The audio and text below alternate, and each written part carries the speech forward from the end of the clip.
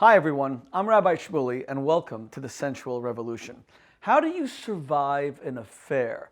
How do you survive an intimate act of betrayal? Something that cuts your heart out, something that makes you feel as a human being superfluous, secondary, rejected, outdated, that someone's better than you.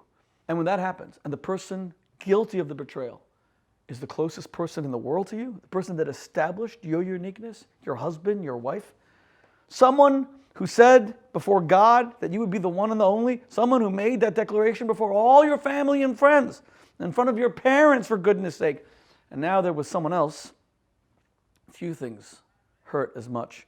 I once saw a statistic that said that short of, God forbid, the death of a parent, experiencing the infidelity of a spouse is life's most painful experience. Nothing hurts as much, and it's very hard to get past it. Let me just tell you statistically again how hard it is to get beyond that kind of betrayal. Firstly, studies show that if it's the wife who's having the affair, then usually 2/3 of the time the marriage ends. 2/3.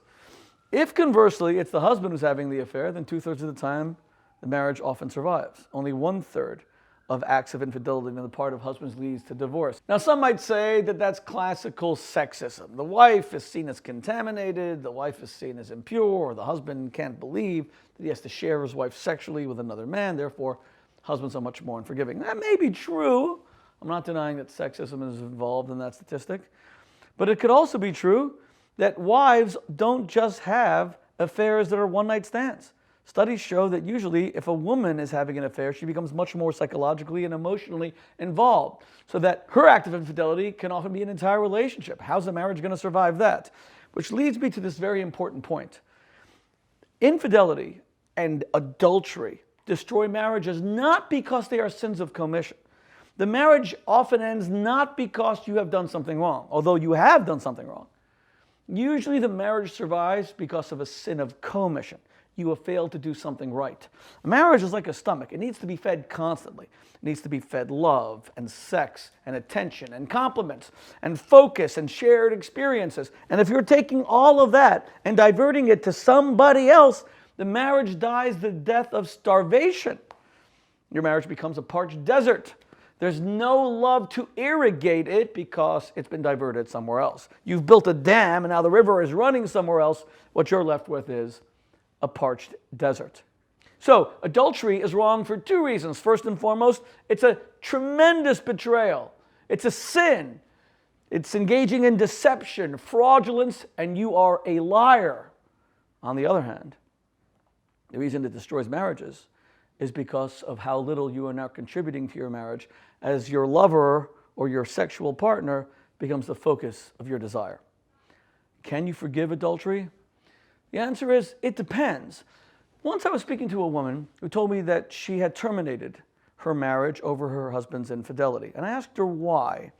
And she said to me, because it changed how I looked at him and how I looked at myself. Before he was unfaithful, I looked at him as someone who was totally devoted to me, and it made me feel special.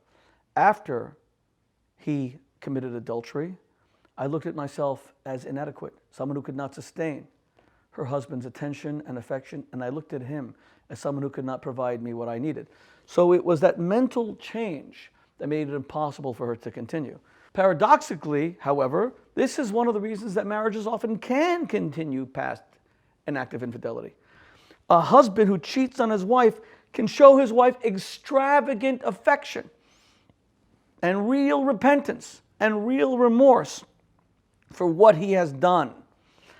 If you want to keep your marriage together and you're a man after you have cheated, then you must undergo the famous Maimonidean, the great rabbi from Spain and Egypt, the Maimonidean steps of repentance. Number one, you need to acknowledge that what you've done is wrong. Stop justifying it. You didn't commit adultery because your wife denied you sex. You didn't commit adultery because she was mean to you. You committed adultery because you chose to engage in deception, fraudulence, and lying. Take full responsibility. Number two, you must confess what you've done. One of the things that spouses suffer through when they discover that their spouse has been unfaithful is imagining what happened. No, you need to say what happened. Without going into deep detail, I don't believe in that, but in general, Yes, we had a sexual relationship. Yes, we met approximately 10 times. Yes, I broke your heart. Yes, I did something terrible. And I could not be more sorry, which leads us to number 3, acts of restitution, things that make it better. And you know what that means in the context of a marriage? Extravagant love, going out of your way.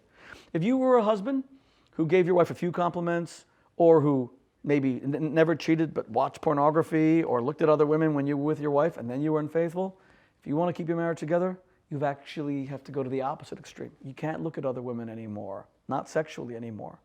You can't be distracted when you go out to dinner. You can't be half engaged when you make love to your wife. You can't be half romantically focused. You have to go the whole way to win her back, to show her that you're a changed man, which leads to the 4th act of repentance, which is charting a new course for the future, behaving differently. Don't be alone with women.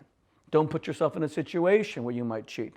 Don't make your wife feel that she has to police you and monitor you and be suspicious of you. That's not fair. A wife should not have to resort to being a cop, even though sometimes I say that wives should be when they're given no choice, but they should be given the choice. Don't put yourself in a situation where you have to resist temptation. What about a wife's infidelity? What if it's the woman who's been unfaithful? Men find this very hard to forgive because they kind of know instinctually that their wives get attached to the men that they have affairs with, very emotionally attached. Here, the same acts of repentance apply, albeit applied slightly differently. Number 1, the wife has to come forward and say, yes, I was unfaithful, and I know I've broken your heart, and I'm begging for your forgiveness. I am sorry. There is no excuse for what I've done. I know I could easily say that I did it because our marriage wasn't good, or because you didn't give me attention, we weren't having sex, but those are excuses. And there are no excuses for what I've done, because I could have tried to repair our marriage and I didn't. And instead I took the easy way out. I took the liar's way out.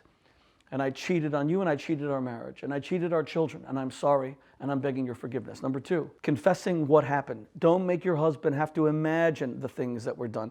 Don't go into the deepest details either. You have to find a healthy balance. That's one of the hardest things about going beyond infidelity. The cheated on spouse is going to want to know every last little detail, but the more they hear, the more they're going to imagine what happened, the less they're going to forgive. But you have to tell them, so you have to find the middle ground. Tell them in general without going into deep specifics, because you do have to get past this. Number 3, acts of restitution. Become an extravagantly loving wife. Focus exclusively on your husband. Make him feel that he's the one and the only.